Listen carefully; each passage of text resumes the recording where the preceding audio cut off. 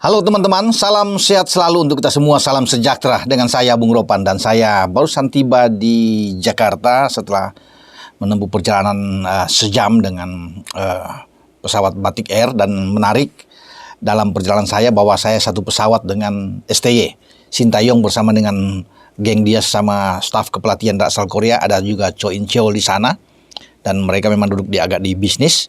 Dan turun banyak yang mengeluh-elukan ya, mulai dari pesawat sampai turun di Bandara Internasional Halim Perdanakusuma. Ya tadi itu banyak yang mengambil foto-foto juga bagi STY, dan STY melayani itu dengan luar biasa, senyum, terus siapapun ya tidak pandang bulu ya untuk bisa foto dengan dia menerima itu.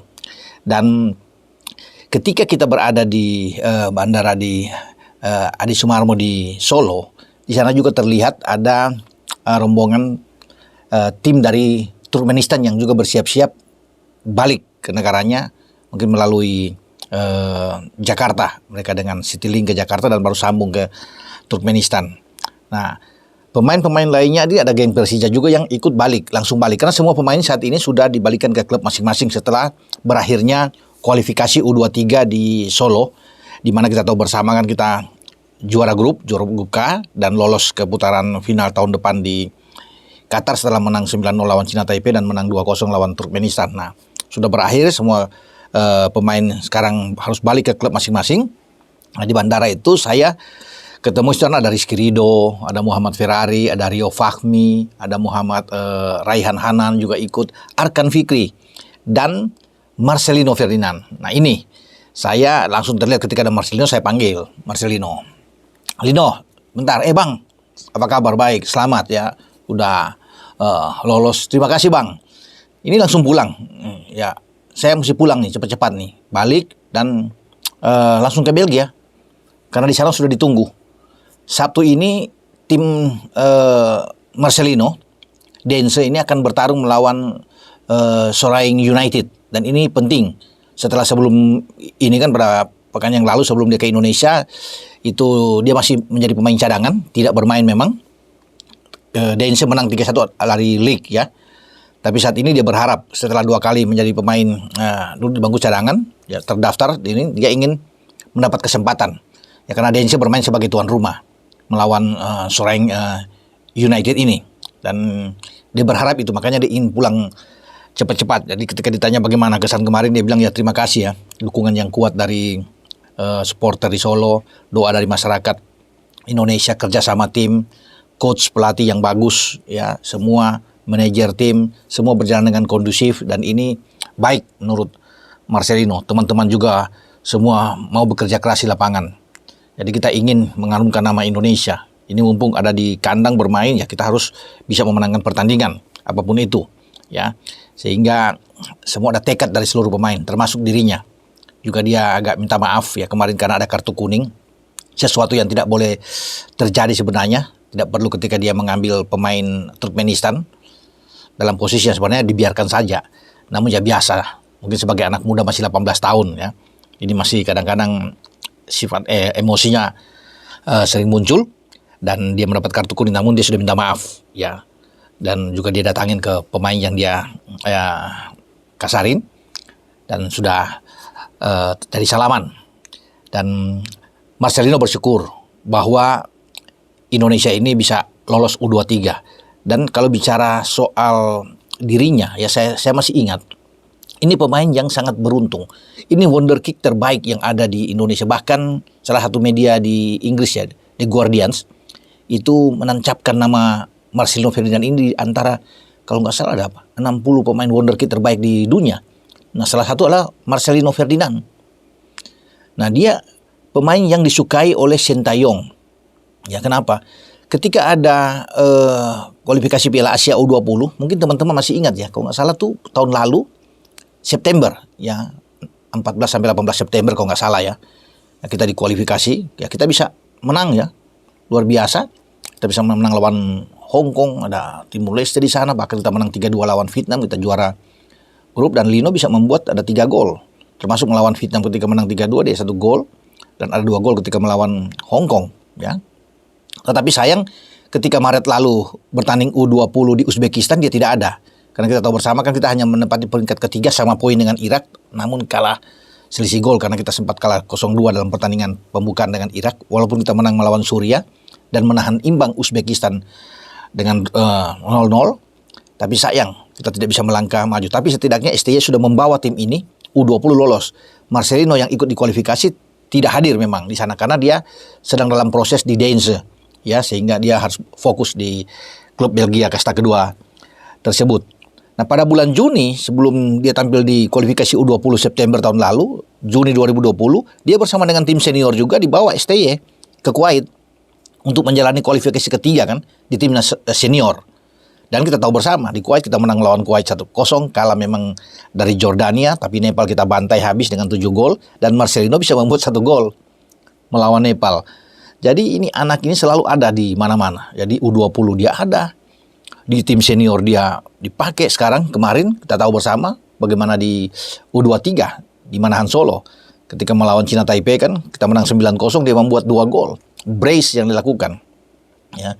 Dan sayang dia tidak bisa membuat gol dalam pertandingan terakhir melawan Turkmenistan. Tapi apapun itu, ini pemain yang sangat berbakat, sangat tenang bermain, visi bermain bolanya bagus. Jadi wajar kalau dia berada di kasta kedua di Belgia di DNC dan harganya pasti akan melambung. Ya, dipagari habis oleh DNC karena sudah banyak klub-klub yang ingin mendapatkan Marcelino ini dengan bakat talenta yang luar biasa. Nah, STY juga ya memberi pujian terhadap Marcelino, ya, dan dia menjadi salah satu andalan tentunya. Nah, masalahnya bagi Marcelino kan tahun depan itu di saat Piala Asia Senior dia harus berada di sana di Qatar. Itu akan berlangsung pada kalau nggak salah 10 Januari sampai 12 Februari ya, atau di 12 Januari sampai 10 Februari. Jadi di antara tanggal itu timnas senior dan Marcelino harus ikut. Sementara klubnya DNC kan terus bertanding. Tetapi ini karena agenda FIFA tentunya mungkin harus dilepas. Dia memperkuat di tim senior. Nah, di sini Marcelino bilang ini persaingan kuat kalau tim senior.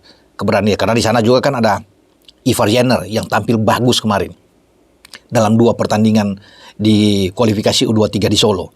Jadi pasti ada di sana kan ada Mark Klok.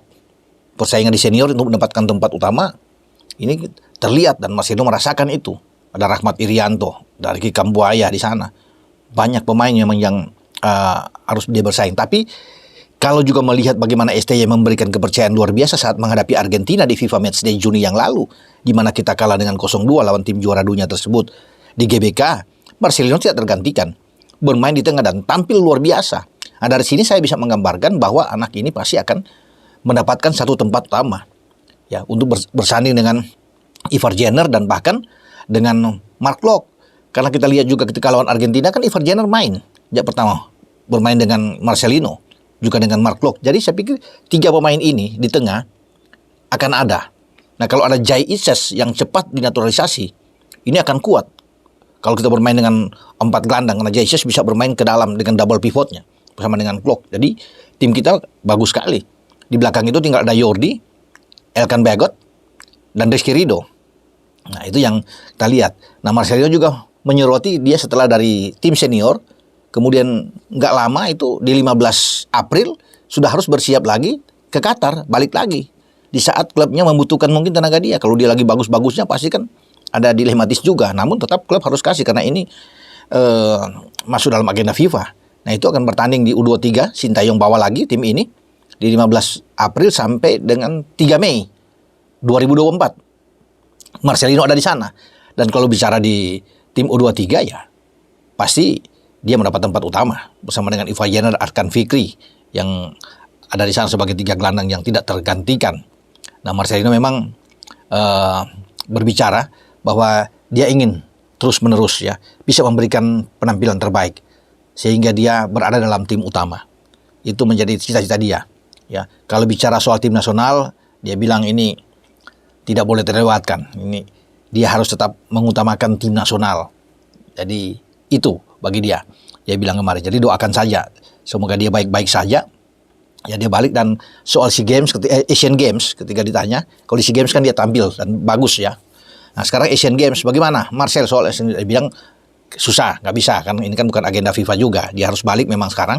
Jadi dan Indra Safri sebagai pelatih juga tidak akan memanggil Marcelino karena dia tahu ya kepentingan Marcelino harus balik cepat-cepat, sehingga Asian Games ya dia mendoakan teman-teman dia yang dipanggil oleh Indra Safri untuk berlaga di Hangzhou ini semoga bisa mendapatkan hasil yang baik, karena kita tahu bersama tim ini akan berangkat pada tanggal 16 September ini ya dengan berkekuatan sekitar 22 pemain di sana, dan kita berada di grup F, ada Kyrgyzstan di sana yang akan melawan dengan kita, ada Korea juga ya, kita tentunya akan melihat sampai sejauh mana ya, ada China Taipei. Jadi mudah-mudahan tim U24 yang dibawa Indra Safri ini walaupun tanpa Marcelino bisa memberikan hasil yang bagus. Artinya sampai di sini dengan saya, bagaimana perjalanan saya balik dari Solo dan bisa berbicara, bisa menemui dengan pemain-pemain lainnya yang juga rame-rame kembali ke Jakarta dan termasuk dengan STY. Dengan saya Bung Ropan, dan terima kasih ya untuk Kopi Pak Anal, Kopi Papua, Leones, Ardiles, Four Brothers, juga dengan W88. Ciao.